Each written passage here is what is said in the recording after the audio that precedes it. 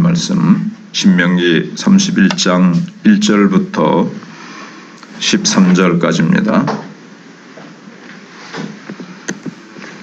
또 모세가 가서 온 이스라엘에게 이 말씀을 전하여 그들에게 이르되 이제 내 나이 120세라 내가 더 이상 출입하지 못하겠고 여호와께서도 내게 이르시기를 너는 이 요단을 건너지 못하리라 하셨느니라. 여호와께서 이미 말씀하신 것과 같이 내 하나님 여호와께서 너보다 먼저 건너가사 이 민족들을 내 앞에서 멸하시고 내가 그 땅을 차지하게 할 것이며 여호수아는 내 앞에서 건너갈지라. 또한 여호와께서 이미 멸하신 아모리 왕 시혼과 옥과 및 그 땅에 행하신 것과 같이 그들에게도 행하실 것이라. 또한 여호와께서 그들을 너희 앞에 넘기시리니 너희는 내가 너희에게 명한 모든 명령대로 그들에게 행할 것이라. 너희는 강하고 담대하라. 두려워하지 말라. 그들 앞에서 떨지 말라. 이는 내 하나님 여호와 그가 너와 함께 가시며 결코 너를 떠나지 아니하시며 버리지 아니하실 것임이라 하고 모세가 여호수아를 불러 온 이스라엘의 목전에서 그에게 이르되 너는 강하고 담대하라. 너는 이 백성을 거느리고 여호와께서 그들의 조상에게 주리라고 맹세하신 땅에 들어가서 그들에게 그 땅을 차지하게 하라. 그리하면 여호와 그가 내 앞에서 가시며 너와 함께 하사 너를 떠나지 아니하시며 버리지 아니하시리니 너는 두려워하지 말라. 놀라지 말라. 또 모세가 이 율법을 써서 여호와의 언약궤를 매는 레위 자손 제사장들과 이스라엘 모든 장로에게 주고 모세가 그들에게 명령하여 이르기를 매 7년 끝해 곧 면제년의 초막절에 온 이스라엘이 내 하나님 여호와 앞에 그가 택하신 곳에 모일 때에 그 율법을 낭독하여 온 이스라엘에게 듣게 할지니 곧 백성의 남녀와 어린이와 내 성읍 안에 거류하는 타국인을 모으고 그들에게 듣고 배우고 내 하나님 여호와를 경외하며 이 율법의 모든 말씀을 지켜 행하게 하고 또 너희가 요단을 건너가서 차지할 땅에 거주할 동안에 이 말씀을 알지 못하는 그들의 자녀에게 듣고 내 하나님 여호와 경외하기를 배우게 할지니라. 아멘. 오늘 말씀을 보면 시대는 바뀌어도 하나님은 동일하게 계속해서 함께 하시다는 것을 주제로 하고 있습니다.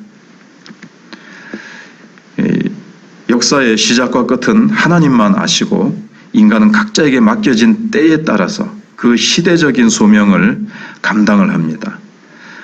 자기에게 맡겨진 그 끝에 다다른 모세에게 하나님께서 무엇을 당부하시며 또 새로운 그 끝을 향해서 가는데 이제 계속 이제 지평은 그 다음 시대가 있고 또 그 다음 해야 될 사명이 있고 하죠. 다음에 바톤을 이어받아서 출발하는 여호수아에게는 하나님께서 또 당부하시는 것이 있습니다. 그리고 그것을 하나의 배라고 한다면 한 배에 탄 이스라엘에게 왕이신 하나님은 또 무엇을 당부하시는지 오늘 그것이 나타나 있습니다. 모세에게, 여호수아에게, 이스라엘 백성에게 하나님께서 당부하시는 내용이 오늘 본문에 담겨져 있습니다. 먼저는 모세에게 당부하시는 겁니다. 모세에게는 너에게 맡긴 사명의 시간이 다 끝나간다 이렇게 말씀하십니다. 광야에서 하나님을 따른 지 40년입니다. 40세 때 애굽 한 사람 하나를 그렇게 쳐서 죽이고 모래에 감추죠. 사실은 살인자입니다. 그러니까 혈기가 굉장히 열심은 있었죠. 자기 백성을 사랑하는 마음에서 조국을 구하고자 하는 마음에서 한 사람을 죽였지만 살인자지요. 혈기가 아주 그냥 강했던 사람인데 정말 온유함이 지면에서 가장 승한 자로 바뀝니다. 그리고 나는 입이 뻣뻣해서 못합니다 라고 말했던 모세를 통해서 하나님께서 말씀의 통로가 되게 하셨습니다.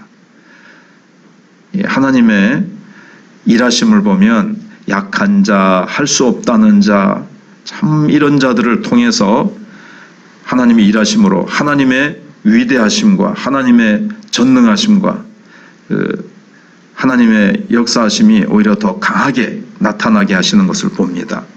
그래서 자비롭고 은혜로운 하나님의 성품을 모세는 늘 마주하면서 하나님 손에 의해서 그는 빚어져 왔습니다.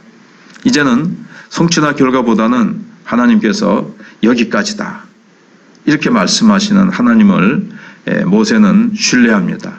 하나님께서 지금까지 이렇게 쭉 함께 하셨는데 나에게는 여기까지라고 말씀하신다 이렇게 백성에게 알립니다. 그리고 여호수아에게는 뭐라고 말씀하시는지 보면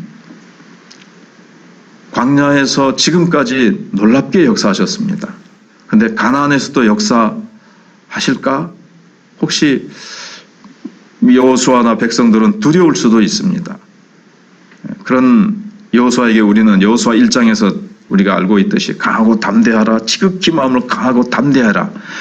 모세에게 함께 있었던 것 같이 내가 너와도 함께 할 것이다. 이렇게 이제 말씀을 하시죠. 많이 두려운 여호수아이기 때문에 두려워하지 말라고 명령하십니다. 모세가 얼마나 놀라운 일들을 행하셨습니까? 그러나 모세가 한 것이 아니라 모세를 부르시고 들어 쓰신 하나님이 위대하신데 그 위대하신 하나님이 모세에게 함께 할 것 같이 너와도 함께 하니까 두려워하지 말라 이렇게 말씀하시거든요. 내가 앞서가겠다. 내가 너와 함께 하겠다. 떠나지 않겠다. 버리지 않겠다. 계속 주님이 그렇게 말씀하십니다. 하나님께서. 그래서 주의 약속을 의지하고 그 약속을 기대야 모세가 사라져도 이제 두렵지 않고 지도자로서의 부담감을 떨쳐버리고 능히 승리할 수 있다는 겁니다. 여호수아는 모세의 수종자로서 참 얼마나 그 모세가 인간적으로 보면 든든하고 모세만 따라가면 된다 하는 마음이었겠습니까? 이제 모세를 하나님 불러가신다? 그럼 어떡하지? 인간적으로는 막 그런 두려움이 엄습했겠죠. 그러나 모세가 사라진다 할지라도 그 다음에 하나님께서 또 여호수아를 들고 쓰신다는 그것을 믿으라는 겁니다. 왜냐하면 하나님은 약속을 지키시는 분이시기 때문에 그렇습니다. 내가 너와 함께한다. 내가 너를 떠나지 않고 버리지 않겠다. 내가 앞서가겠다 약속하셨기 때문에 하나님 반드시 그렇게 하신다는 겁니다.